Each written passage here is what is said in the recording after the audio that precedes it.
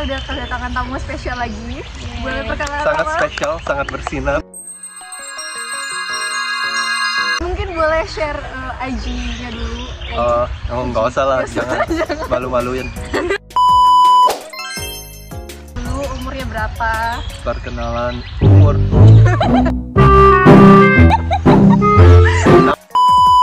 Nama saya Boni, umur 26 tahun. Dan sekarang jadi tukang masak di salah satu kafe di Perth. Ceritain kayak awal mulanya datang ke Australia itu gimana? Awal mula Visa datang apa? visanya ya. Kalau dulu datang pertama kali ke Aussie 2018 pakai visa working holiday visa. Ya udah itu aja sih. Singkat dan padat. Apa visanya? Oh, sekarang kebetulan dari tahun lalu udah pindah ke student visa. Berarti Jadi udah 3 tahun working holiday. Banyak orang yang memperpanjang ini sih COVID visa, cuma aku lebih pilih pindah ke student visa soalnya pengen dapetin permanent residency gitu. Ambil working holiday visa gara-gara dapet info aja sih dari ya YouTube lah waktu itu ya. Dapat info, terus kebetulan lagi mau lulus kuliah juga belum tahu ya, pengen tinggal di luar negeri juga, ngerasain gimana sih rasanya. Ya gitu-gitu sih. Pasti semua orang juga pengen tahu kan rasanya gimana kayak tinggal di luar negeri. Ya udah. Jadi ambillah. Ada kesempatan ya apply jadinya. Itu banyak kan yang apply working holiday visa, ini sih apply sendiri sih. Kadang kalau orang bilang yang pakai agent itu justru bahkan kayak nggak meyakinkan gitu, kayak mungkin bisa aja penipuan. Nggak semua agent penipuan sih, cuma ya lebih baik soalnya syarat-syaratnya juga nggak terlalu yang gimana-gimana banget, pasti bisa sih. Ada lumayan banyak listnya, aku nggak hafal satu-satu, cuma aku bisa sebutin kayak harus ada ijazah dari universitas minimal S1 atau kayak kuliah selama 3 semester atau 4 semester, aku lupa ya, itu salah satunya. Terus yang kedua harus ada SKCK, terus yang berikutnya harus ada medical check up, terus IELTS, terus ya minimum kalau nggak salah 4,5, nggak tinggi banget, 4,5 atau 5 ya, lupa, udah lama, udah dari 2018 soalnya. Dan itu syarat mungkin bisa berubah soalnya, jadi makanya kalian harus cek terus sih setiap tahun, soalnya tahunku aja sebelumnya nggak ada SKCK, terus tiba-tiba sebelum mau pembukaan pendaftaran tiba-tiba mereka nambahin SKCK. Jadi ya kalian harus terus ini up to date sama syarat-syaratnya. Bisa ikut grup-grup ini juga sih, working holiday visa sesama orang Indonesia, jadi mereka bisa share info gitu sih. Syaratnya juga minimal harus ada 5.000 Australian dollar, kira-kira ya 50 jutaan. Waktu itu juga aku belum kerja kan, waktu itu kayak masih kuliah, ya udah aku pikir pinjam dari keluarga, pinjam dari teman, ya pasti ada cara. Pas datang ke Australia kebetulan aku awalnya kemana dulu? iya, aku terbang ke Sydney. Sydney itu terkenal dengan ya banyak kerjaan, ada grup besarnya gitu kan sesama orang Indonesia, dan mereka suka share info job. Kebetulan waktu itu aku beruntung, kayak aku lihat di grup ada yang share ada kerjaan ini, jadi kitchen hand. Ya terus aku ambil lah gitu. Waktu pertama kali datang pasti ya nggak milih-milih lah ya, yang penting dapat kerjaan dulu. Terus sejak itu aku masukin pengalaman itu di CV-nya, jadi ya bisa lebih gampang buat dapat kerjaan berikutnya gitu sih. Jadi pas tahu lowongan itu langsung apply terus langsung dapat. Iya. Jadi ya pasti cepet-cepetan juga sih. Iya. Kalau kelamaan ya pasti udah diambil orang gitu. Tapi waktu itu pakai resumenya yang udah, maksudnya ada experience atau kayak belum ada experience? Aku experience-nya ya gitu-gitu aja sih. yang di Indo ya kayak tambah-tambahin kayak kerjaan yang kita pernah lakuin di Indo lah gitu-gitu. Yang bahkan nggak relate ke kerjaan itu sih. Cuma kalau pekerjaan yang kayak di kitchen kayak kitchen hand gitu sebenarnya nggak perlu pengalaman yang gimana banget. Yang penting kayak kemauan buat bekerja aja sih. Berarti sampai di Australia itu langsung dapat kerjaan atau kayak nunggu beberapa bulan? Oh enggak, aku waktu itu kayak beberapa hari langsung dapat yang hari? Iya. Di Sydney juga ini sih. Enggak yang kalau apply sendiri mungkin butuh waktu beberapa lama lah buat interview, buat trial lagi. Kalau waktu itu kayak kebetulan itu juga restoran Indo. Iya. Yang aku nggak mau sebut namanya. Cuma baik kok. Nggak ada pengalaman buruk sih. Soal itu sebelumnya udah cari-cari akomodasi atau kayak sebelum datang ke Aussie udah cari di Facebook atau di mana-mana lah ya. Kayak kebetulan waktu itu ada yang kayak mereka nyewain apartemennya, kayak orang yang punya apartemen, mereka lagi balik ke negara asalnya gitu. Jadi mereka mau menyewakan apartemen mereka.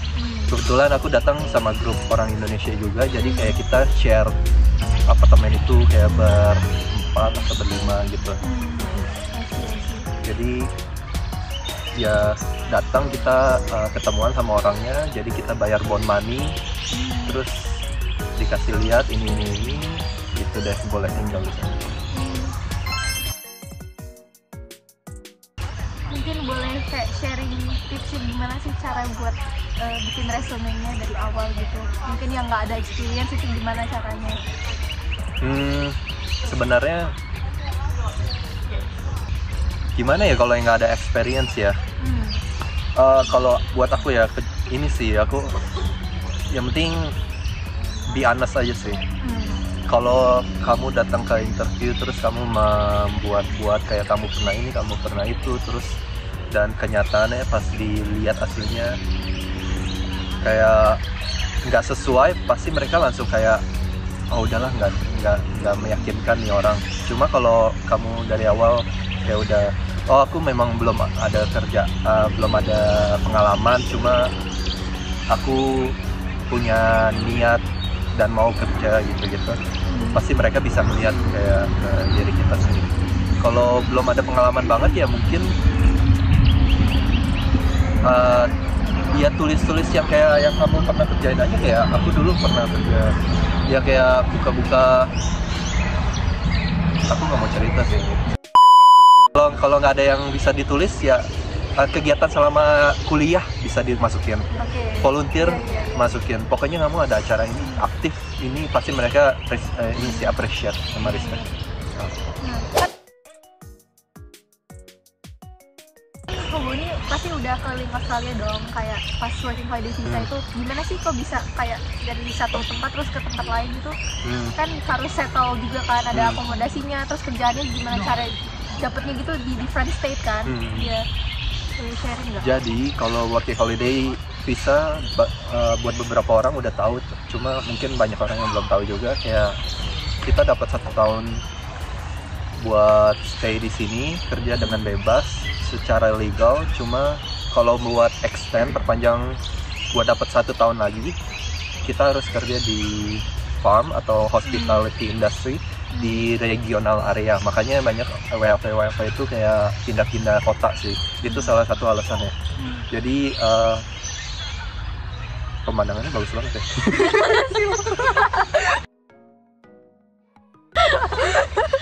Jadi salpok. Syaratnya itu kerja 88 hari di farm. 88 hari di farm atau 88 hari di hospitality industry di regional area. Jadi kayak ya gitu sih. Itu alasannya kenapa aku pindah-pindah. Gimana? Ada pertanyaan? Capricorn area tuh mana-mana aja. Capricorn kalau nggak salah ya itu kayak di Aussie, peta Australia kan ada line yang membentang. Itulah namanya Capricorn. Apalah aku juga lupa namanya itu. Dan dulu peraturannya kalian harus kerja hospitality industry yang eligible itu cuma di atas garis itu. Baru tahu. Cuma sejak COVID itu banyak yang berubah, jadi aku kurang bisa share. Iya. Oke. Paling favorit tempat city favorite itu di mana? City favorite itu sebenarnya aku lebih suka di regional area sih. Hidupnya berasa lebih kayak relax, terus kayak laid back juga, nggak mikirin stres. Kehidupan gimana ya, kayak kalau orang tinggal di kota kan kayak ngelihat orang lain atau compare ke hidup orang lain atau ini. Kalau kita tinggal di regional, kita tinggal dengan seadanya, kita tinggal dengan orang-orang yang kita cintai. Dengan orang yang sama. Jadi dia orang-orang yang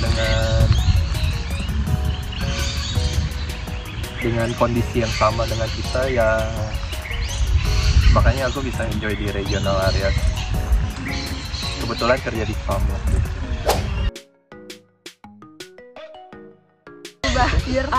Ups and down jadi anak WHP itu gimana?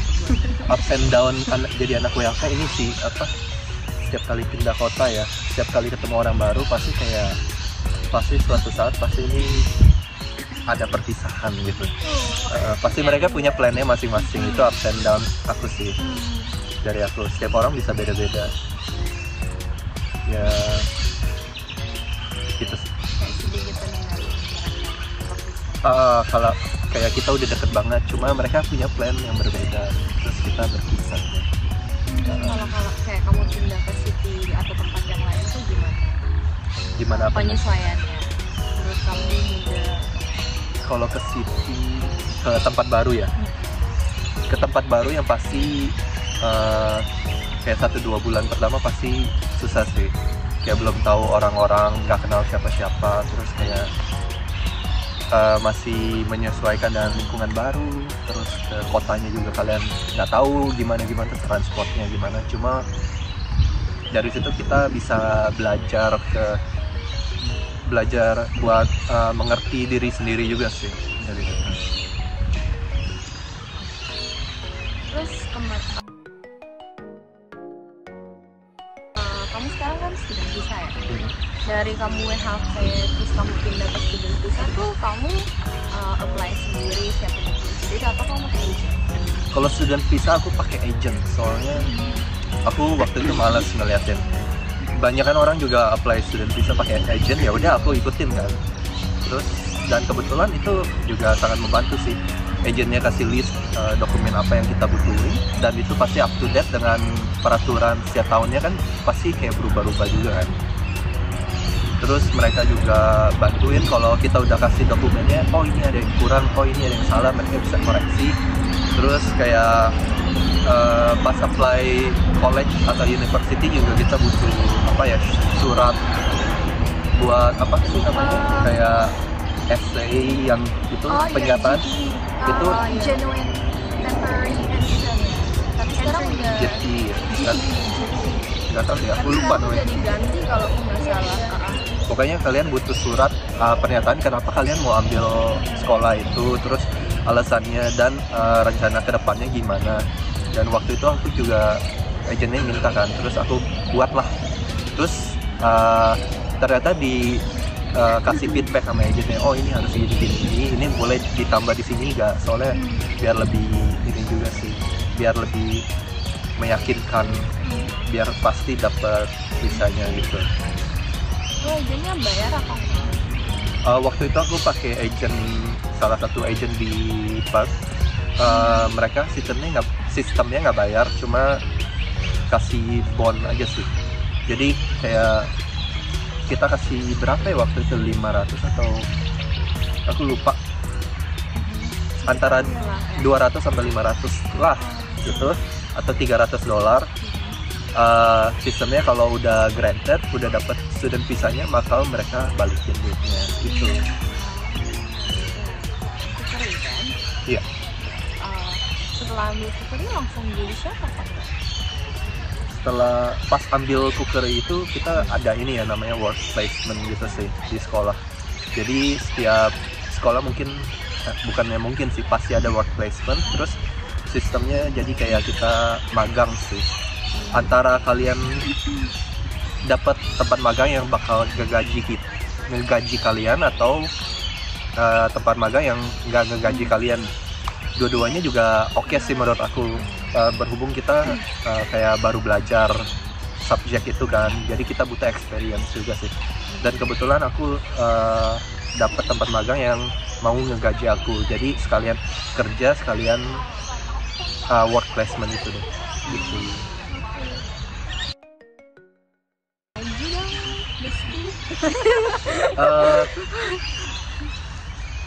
Kalau red aku nggak masalah sih. Sebelum maksudnya sebelum ambil commercial cooking itu udah langsung jadi chef atau? Sebelumnya aku belum pernah kerja as a cook atau chef. Paling kayak kitchen hand itu waktu pertama kali datang sini gitu-gitu, kerjaan yang relate sama hospitality, tapi nggak yang di bagian memasaknya. Cuma sejak sekolah aku baru mulai terjun ke yang bagian megang masaknya gitu. Gajinya naik nggak tuh kira-kira atau kayak sama aja? Sebenarnya standarnya general sama ya. Tanggung jawabnya tambah besar ya. Tanggung jawabnya tambah besar.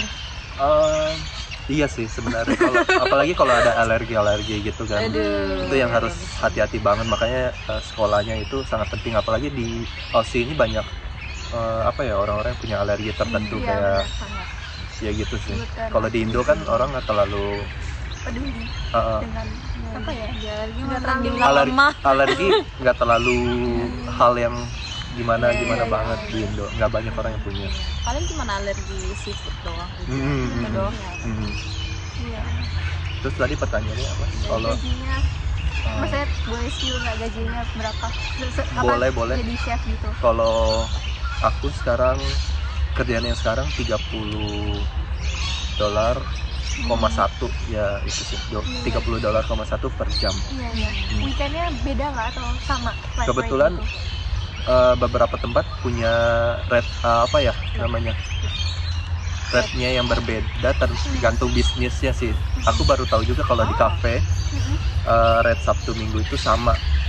Kalau di banyak tempat yang lain, di tempat-tempat yang lain itu rate-nya Sabtu Minggu berbeda kan. Jadi kayak kebetulan di tempat aku sama, mungkin gara-gara kafe, aku juga baru tahu, dan itu memang legal sih.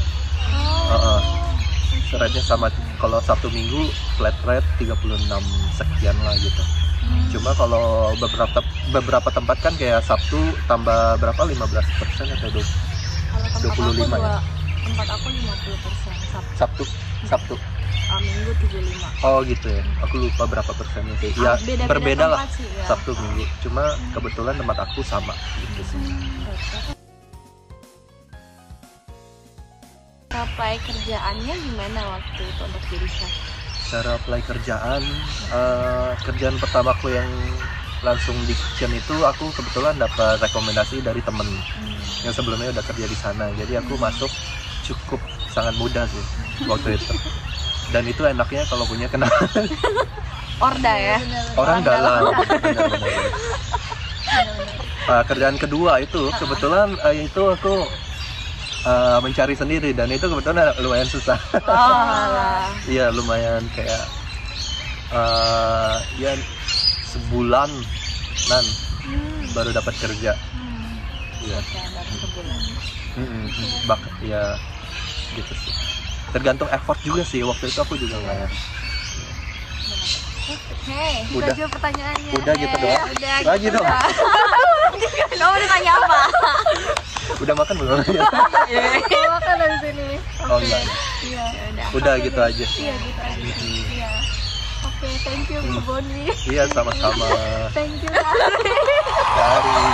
Jangan lupa subscribe. Jangan subbreaker. Jangan lupa subbreaker dan bunyikan lonceng.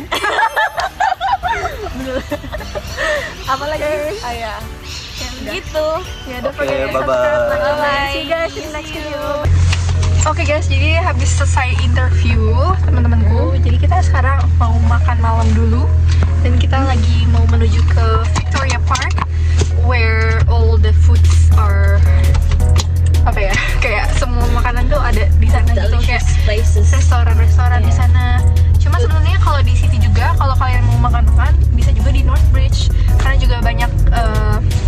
resto-resto di sini. Ya pokoknya ikutin terus. Oke.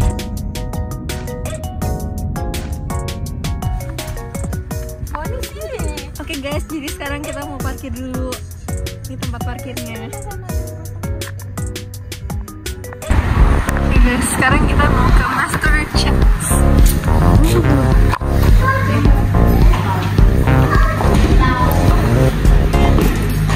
Wah. Kayaknya habis ya. Oh ini. Kok cepat? Ini.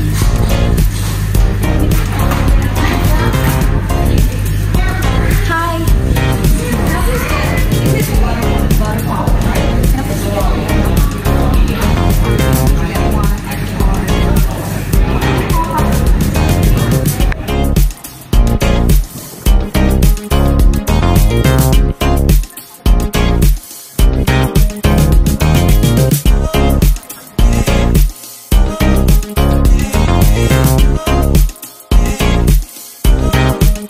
Oh iya. Apa sih kalian? Ada juga ya, ada foto kita, ada videografer. Kita lagi di mana? Kita lagi di Big Park. Oh. Iya. Oh, tanya-tanya. Gue udah keburu ini. Jadi kita kan sekarang mau makan ke Lanco. Apa itu? Tempatnya terkenal banget soalnya kayak terkenal dengan mie-nya. Jadi aku makan. Baru buka juga guys. Yang lainnya panjang itu ya? Iya Yang rame itu ya? Iya. Yang ini nih. Gila, dari guys. Dari sini udah kelihatan. Tapi cepet kok beneran. Kita nyebrang yuk. Nyebrang guys.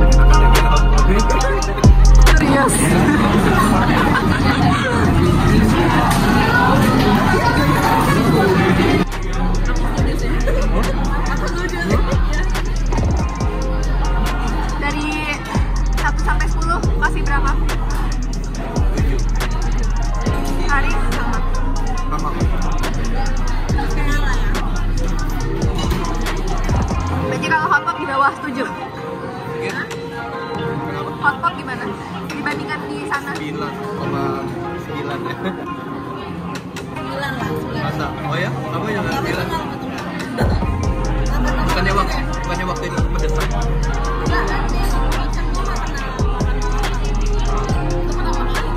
Tapi masih 8, oke sih.